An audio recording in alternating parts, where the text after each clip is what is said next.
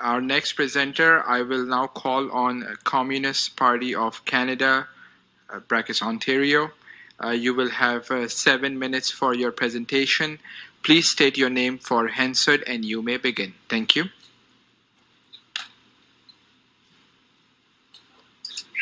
Okay, can you hear me? Yes, we can. Yes. Thank you. My name is Helen Kennedy, and I am representing the Communist Party of Canada, Ontario.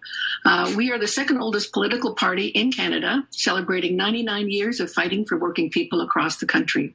We're a party that organizes within the working class and opposes oppression of all types, oppressions that are so prevalent under the current capitalist system.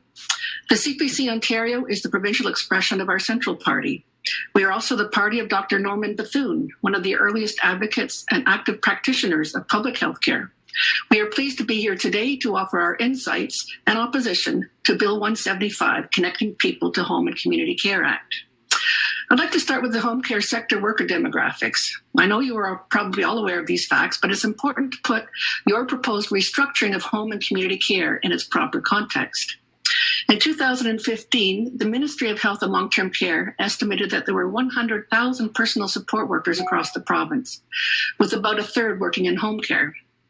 A 2015 survey of PSWs in Ontario by Research at McMaster found that 94% were women, 69% were age 45 or older, and 41% were not born in Canada. In urban centres like Toronto, Ottawa, and Hamilton, PSWs are predominantly racialized women. They're the lowest paid workers in the healthcare sector, many working at less than minimum wage when travel time costs are factored into the wage packets. 62% of PSWs in home and community care are currently employed part-time. According to Home Care Ontario, PSWs provide 74% of the care in the sector. Currently, only 32% of PSWs in the home and community care sector are unionized. It's a sharp drop from 1995, when the Conservative government of Mike Harris restructured healthcare in order to maximize profits for private healthcare companies at the expense of these predominantly racialized women. Contracts that were held by nonprofit agencies like the Red Cross and VON were outbid by for-profit corporations who slashed labor costs by undercutting unionized contracts. The then Tory government also eliminated successor rights so that the women who were unionized and receiving decent union wages and benefits lost their job, and those that were hired in their place had their wages slashed and their benefits eliminated. Today, for-profit corporations provide over 65% of home care personal support services compared to 18% that they provided in 1995. This has been a deliberate policy of all provincial governments since Harris. It's reduced home and community care standards to the lowest common denominator. I worked in one of the poorest neighborhoods in Toronto for over 30 years.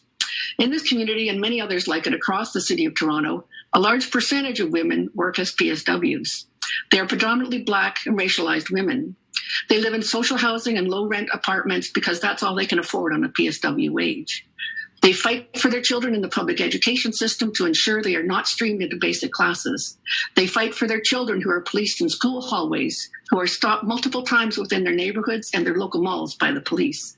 These women may work for 2 or 3 home care agencies in order to make enough money to pay their rent and feed their families, and often work over 12 hours a day. These women are the face of systemic racism in our province.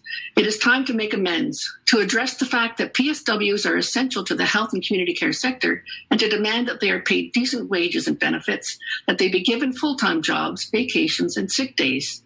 This is not possible under a for-profit model presented in Bill 175, nor is it in the current system of home and community care. We've seen the impact that for-profit care has had during COVID-19 pandemic. If you were unfortunate to be in a private care home, you were 4 times more likely to get infected and die than if you were in a municipal home.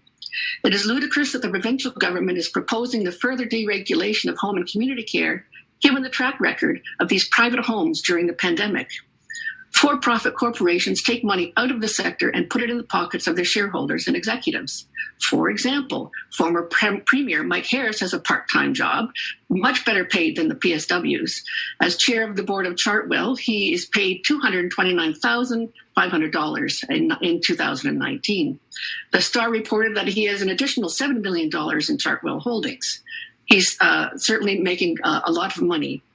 These earnings are accruing because he and his government restructured the long-term care sector to provide opportunities for the private businesses to make money from providing substandard care, paying workers less, providing fewer supports, fewer hours of care, and even rationing incontinence supplies for residents. The current government has continued these practices and should be ashamed. More importantly, they should urgently reverse course. I listened to these hearings yesterday and heard some members of the committee believe that this bill does not further the privatization of home and community care. We disagree. The bill entrenches the unaccountable and private sector infested model of oversight called Ontario Health. This new super agency has a board that is populated by many of the for-profit lobby groups that have influenced elder care policy since Mike Harris was first elected in 1995. The 14 LHINs will be replaced with the newly formed Ontario Health teams, which again will be overrepresented by for-profit agencies. Neither Ontario Health nor Ontario Health teams have accountability to the public. The OHTs will be the ones transferring care coordination functions to provider companies that are also predominantly for-profit chains. Which companies do you think they'll choose for the contracts? Private for-profit home care agencies were the big winners in the Bill 175 lottery. If this bill is enacted, the big losers will once again be the most vulnerable. There is already a huge waiting list for home care and the ongoing problem of missed visits, which directly impact care. Elderly clientele will be the recipients of fewer services with little or no recourse for missed visits.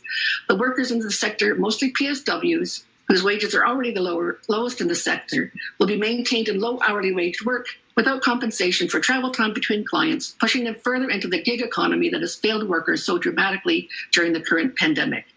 Communist Party demands that the provincial government withdraw this bill and begin a process to bring all home and community care agencies back into the public sector. Take the profit that is currently lining the pockets of lobbyists, former premiers, and the 1% and invest it into public health care where it belongs. We demand quality care for our seniors, dignity of care for the disabled, and decent wages, benefits, and working conditions for all home and community care workers. Thank you. Thank you very much for your presentation.